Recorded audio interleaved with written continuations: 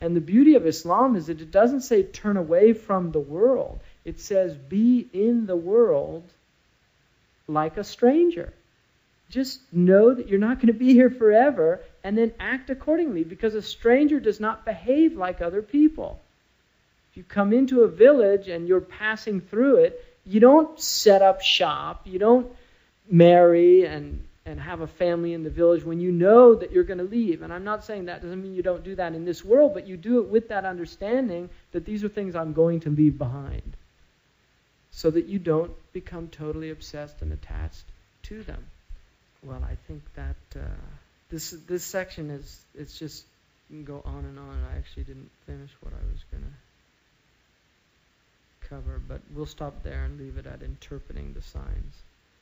Any comment or question? No, they have a truth in themselves, just like words. Words have an intrinsic value in and of themselves, but their purpose is to signify something else. Definitely. And there's a correlation. I mean, if you get into he goes in a little bit, and it's an interesting, he's taken it from 13th century Andalusian scholar and philosopher who thought that the world was composed of letters, that there were basically like DNA. With DNA you have 4 nucleic acids, and these nucleic acids combine into 64 possible combinations. And those 64 possible combinations then translate out into certain structures. And that is what gives things their uniqueness. But it's all based on the same basic building blocks of life. It's the same thing. Everything has the same DNA. So his idea was that everything in the world is a manifestation of speech, and that the letters, they were like DNA. So liver is a certain combination, and in every body it will be the same combination. Any creature that has a liver, the liver is composed of the same archetypal letters. It's a philosophy. I mean, I don't know what his proofs were from the Qur'an or anything like that. I'm sure he had them, but it's an idea. So, but the word alam in Arabic means sign.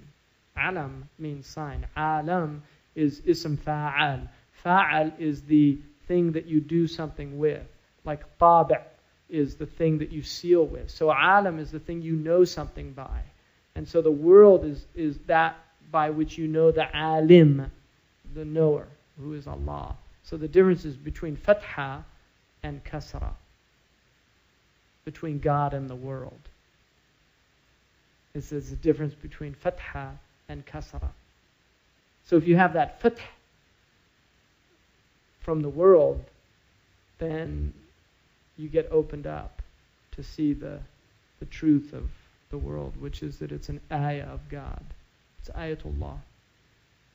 What kind of desire are halal? And what kind of desires are haram? I mean, the desires they're not bad things.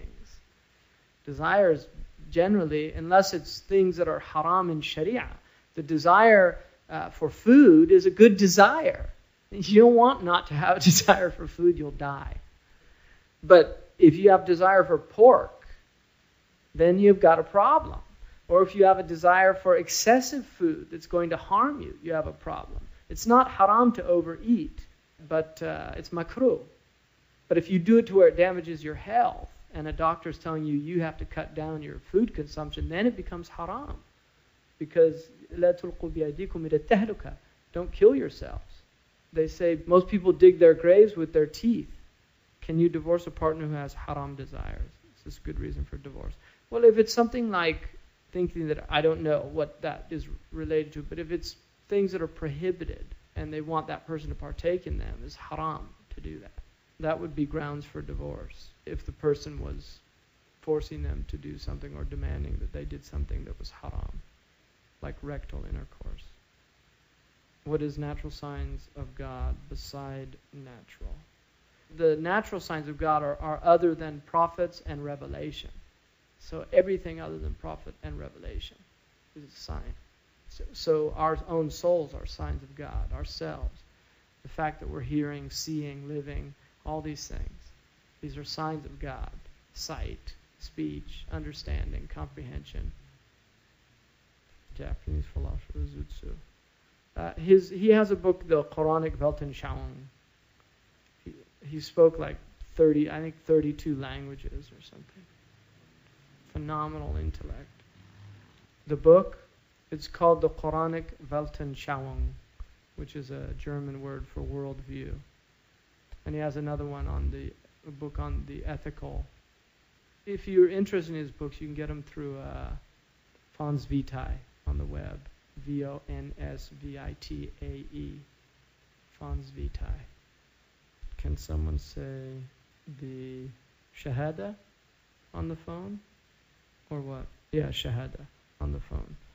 Well, you need witnesses. You can say the Shahada wherever you want. But to make it sound, you need witnesses, 2 witnesses.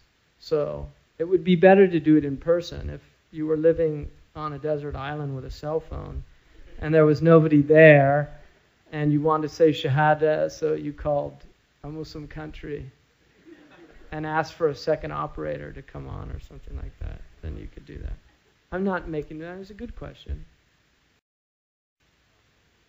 Like believes in language games and things like that.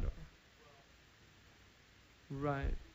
Yeah, that's a modern philosophy of the idea that language is, Wittgenstein, the end of his life, he didn't speak because he didn't believe that language, he was a philosopher of language, but he didn't believe that language really, that you could say anything true in language. But the whole world is running or not running because of, it's actually probably not running because of language as well as it's running because of language. I mean, the problem is language. The problem is communication. Rumi, one of my favorite stories of Rumi is there's an Arab, a Persian, and a Roman. They're traveling together on a road, and they've come across this dirham, and they all grab it at the same time. And so the Arab says, "Inab, we have to buy inab with it." And the Persian says, no, we buy angur. And then the Roman, he says, no, we're going to buy vanitas. And they're all words for grape. So they start fighting each other. And Rumi's, his comment is that all that was needed was a good translator. Part of the problem is language. One of the things that they point out here that I really believe in is that when people say, I don't believe in God, Muslims should say, well, what's your definition of God? Because I might not believe in that God either. A lot of people don't believe in an unbelievable God. That's true. But in dealing with somebody who's trapped in that rejection of language, I think it's you have to establish first that language can, if I tell him to stand up and he stands up, that my language has been meaningful enough to make him do an act. And therefore, something that has meaning can be conveyed in language, and it can be demonstrated very easily that language is meaningful. If he means that we can't use language to speak about transcendent truth, which is the idea of logical positivism, which is another modern aberration, the idea that any metaphysical language is meaningless, that we can only speak about material or concrete things, that's also very problematic because the human mind has universals, and yet you will never see a universal. I'm sorry. If I say tree, you all have an understanding of a universal. But when I point to a particular tree, that is not the universal tree. That is one particular tree. So there are, even within language, abstract things that we recognize to be true, that indicate a shared or common thing that particulars all share. I've gone out and watched trees, and trees are very interesting things. And you watch trees, and I've had just walking and looking at all these different trees and realizing each one of them was completely unique, and feeling like whoever invented this idea of a universal tree, it's not true. Every one is just totally unique. But at the same time, it's not true because every human being on this planet is unique, and yet we share the fact that we are human beings. Although I cannot point to you human being as a universal. I can only point to you a particular example of a human being. So we have a concept in our mind of what is human, that is not to be seen in the world. And universals, you can't find them. And yet the mind recognizes them. So, again, there are things, that's a metaphysical concept because it's beyond the material world, the universal concept. And the idea of God is, the brain is wired for it. Simple as that. There's a book called Why God Will Not Go Away. And this is a neurobiology of belief. People are wired to believe. And it's just truth in that. It's as simple as that. And people do have beliefs. So, unfortunately, you get caught in these kind of mind games. And I think ultimately, for me, it was a car accident. Sometimes it just takes really powerful shocks to wake people up out of that type of slumber. I mean, Sheikh Saeed Ramadan al-Bulti in Kubra Yaqiniyat al-Kawniyah says that for the Muslims, the atheist is a sign of God. Just the fact that somebody can deny God in this world is a proof, not only of God, but that He's merciful and compassionate. That He can walk around and say it with impunity. I don't believe in God. I mean, some of them will do that. I don't believe in you. I mean, what is that? And then they say no lightning bolt came down. Like, so really, people will say that. Okay, if there's no God, strike me down right now. Just strike me down, God. If you're really there, do it.